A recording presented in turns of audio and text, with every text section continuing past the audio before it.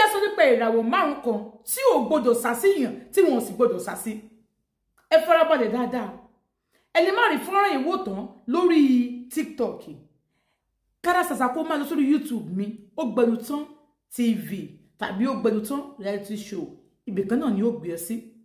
The link is on my bio. Ẹ farabalẹ̀ kẹ́ máa gbọ́. Ṣé láwọn ìràwọ̀ márùn yìí wọn ò gbọdọ̀ sàsíyàn, o ò sì gbọdọ̀ sàsí wọn. Ìwọ tó jẹ́ pé o fẹ́ràn kó máa ṣépè fún yàn, kọ́kọ́ béèrè lọ́wọ́ ẹni tó fẹ́ ṣépè fún pé kí ni ìràwọ̀ rẹ, ọmọ mọ́ǹtì wo ní ọmọ oṣù wo ní ẹ́, kó tó bẹ ẹni tó lè ṣépè fún ni àbẹ́ni tó lè ṣépè fún. Àwọn ìràwọ̀ yìí ló yẹ ká máa pè ní ohun tó ń ṣe ni ò lè pa ni. Àwọn ìràwọ̀ yìí ló yẹ ká máa pè ní ìràwọ̀ má rí mi fi má fọwọ́ kàn, ọmọ Ọlọ́run ló ń ṣe. Ìràwọ̀ yìí they were blessed from angel. Àwọn ìràwọ̀ ní guardian angel tó ń ṣọ́ wọn nígbà tí wọ́n máa ń face challenges tó lágbára. Àwọn ìràwọ̀ ilẹ̀ máa rí tó máa ní àìsàn yẹn ṣe àròbó máa pa ni.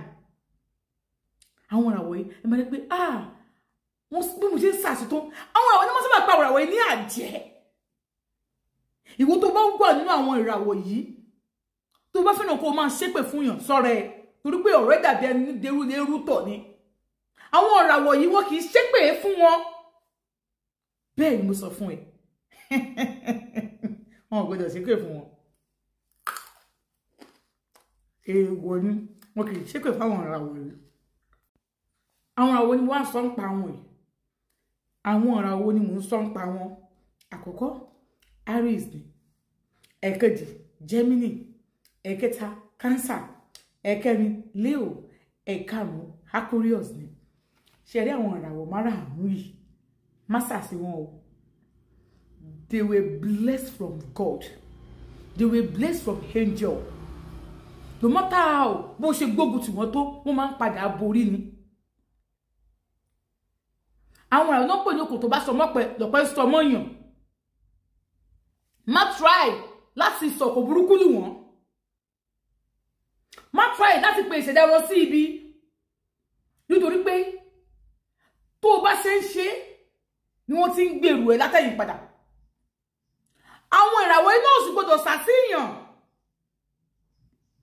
Àwọn ìràwọ̀ iná wọn ò gbọdọ̀ sàsíyàn. Àwọn àmọ́ yàn yín lẹ́nu pé ṣáwọn ìràwọ̀ nìkan lọ́lọ́run bless ni. Gbogbo ìràwọ̀ ló ní bùkún tiẹ̀. Wọ́n sì ní áńgẹ́lì tí ń tẹ̀lé wọn. Wọ́n ní áńgẹ́lì tí ń ṣọ́ wọn. Bẹ́ẹ̀ ni mo sọ fún yín.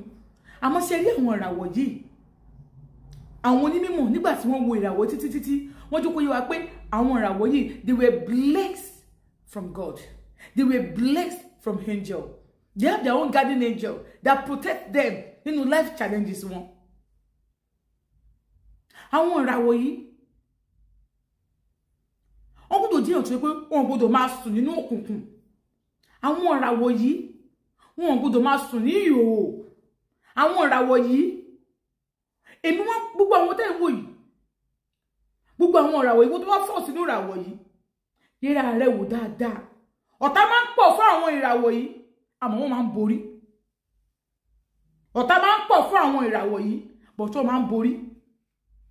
Àwọn ìràwọ̀ tó jẹ́ wípé o ò lè rí wọn fín. Àwọn ìràwọ̀ tó jẹ́ wípé tó máa ń sùn lọ́wọ́ pé ẹ̀dẹ́ kó bá ti sùn ẹjẹ́ lọ pèsè dẹ́ ẹ̀ tọ́ra yín jẹ. No tó bá ti ń tògbé ẹ lọ mú. Áńgẹ́lì tí ń sọ wọn kì í sùn bẹ́ẹ̀ ni kì í tògbé. Àwọn ìràwọ̀ yìí wọn kì í sábà jẹ èèwọ̀. Even the angel used to protect them. Tí kò bá fẹ́ ṣe wọ́n àwọn ìràwọ̀ yìí máa ń mọ̀ pé nǹkan fẹ́ ṣà wọ́n. Àwọn ìràwọ̀ yìí wọ́n dàbí ẹyin lójú Elédùmarè ni. Ìwọ tó bá wà nínú àwọn ìràwọ̀ kiri ẹ̀kú oríire. Àwọn ìràwọ̀ ẹ̀kú náà dá o kò sí ìràwọ̀ tí ò dá o. Àmọ́ nígbà tẹ́ni kí n sọ nípa ìràwọ̀ ló yẹ kí n sọ fún yín. Bó ṣe ń bọ̀ láti sọ mọ́ nípa àwọn ìràwọ̀ kọ̀ọ̀kan, oṣù kọ̀ọ̀kan, ọjọ́ kọ̀ọ̀kan, nǹkan tó gbámú nínú láìfù ẹ̀. I am coming. Orúkọ mi ìpàdé Olúwaṣeun Àkànjí lórúkọ mi. Ẹ káàbọ̀ sórí ètò Ogbenutan reality show. Ẹ máa bá wa kálọ. Ẹ lọ subscribe sí YouTube channel mi Ogbenutan TV. Ẹ̀yin tẹ́ ń bá mi sọ̀rọ̀ lórí WhatsApp, mo fẹ́ dáfá, mi ò dífá o. Mi ò kì í dífá o. Tó bá pè mí, tó bá nìkan tó ń bother mind ẹ, tó bá tábàjọ sọ́tà lọ discuss, yes, o lè gba advice in bẹ́ẹ̀. That is the only things I do.